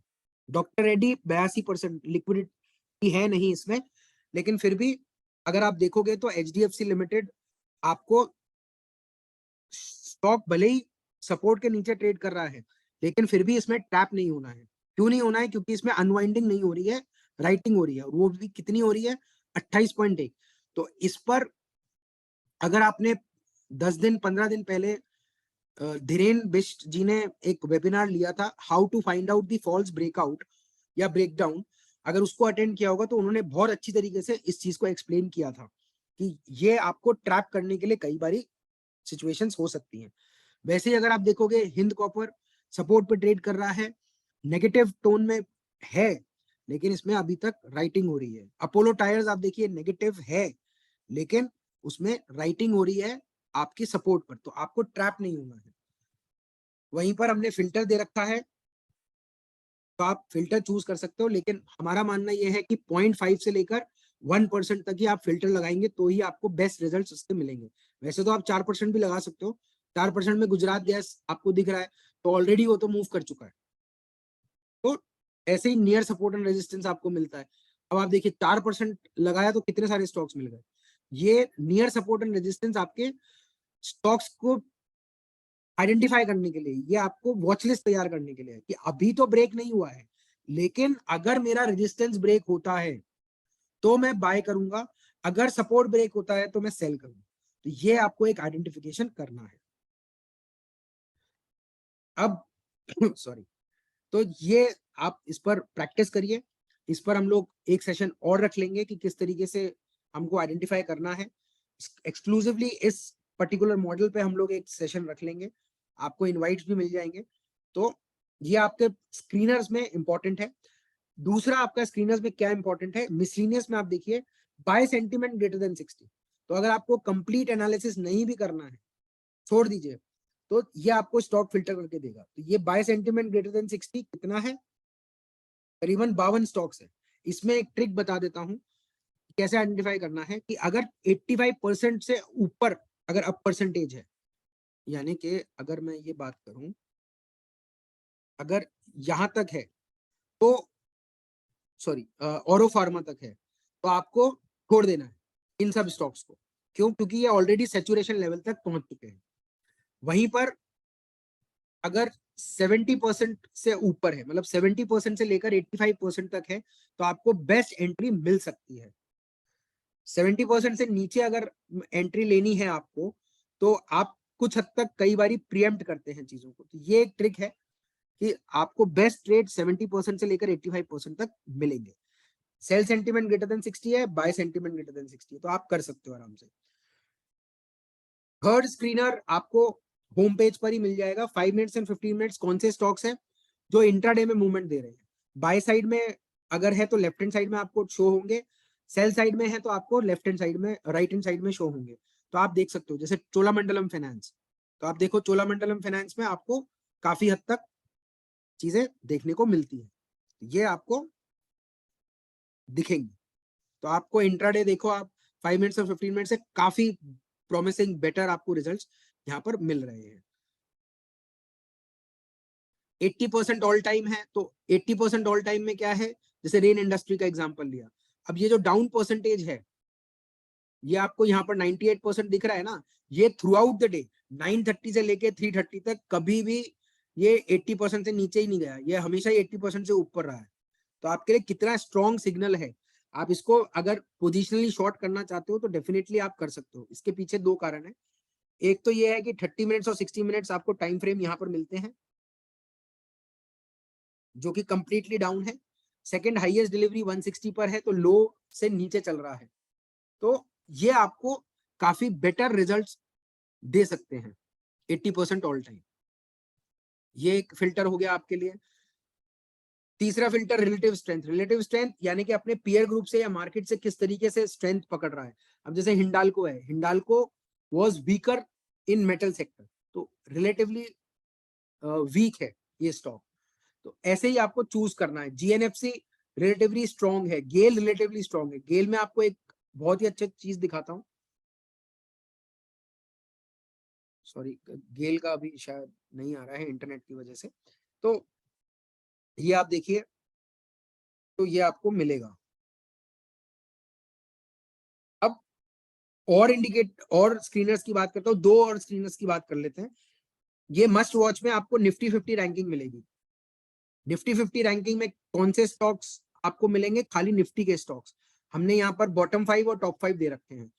इसको कैसे यूज करना है, कई बार आपको ऐसा दिखेगा कि सेम सेक्टर का स्टॉक, एक स्टॉक आ रहा है स्ट्रॉन्ग 5 में, एक आ रहा है बॉटम 5 में, स्ट्रॉन्गेस्ट 5 में, तो वहां पर आप पेयर ट्रेडिंग कर सकते हो। मान लेते हैं कि एमएनएम आपको दिख रहा है शॉर्ट साइड में, या फिर एसबीआई आपको स्ट्रॉन्गेस्ट 5 में दिख रहा है, और कहीं ना कहीं अगर बैंक ऑफ बड़ौदा या पीएनबी आपको शॉर्ट साइड दिखेगा, तो डेफिनेटली आप वो कर सकते हो ट्रेड। तो ये चीजें आपको यहाँ पर मिलेंगी। एफएनओ रैंकिंग में भी वही है कि कौन से स्टॉक एफएनओ में है जो टॉप 5 पर है या बॉटम 5 पर है। तो ये सारी सिनेरियोज आपको देखने को यही मिलेंगे। तो ये स्क्रीनर्स बहुत इंपॉर्टेंट रोल प्ले करते हैं। साथ ही सेक्टर बाइफर्केशन दे रखा है, आप सीधे सेक्टर में जाना चाहते हैं तो आप जा सकते हैं, सीमेंट सेक्टर में जाना चाहते हैं आप जा सकते हैं, बिल्कुल सारे सीमेंट सेक्टर के स्टॉक्स आपको यहाँ पर मिल जाएंगे। तो ये मेरा स्टॉक एनालिसिस का पूरा सेशन एंड होता है। मैं आशा करता हूं कि कुछ ना कुछ आपको इंटरेस्टिंग मिला होगा।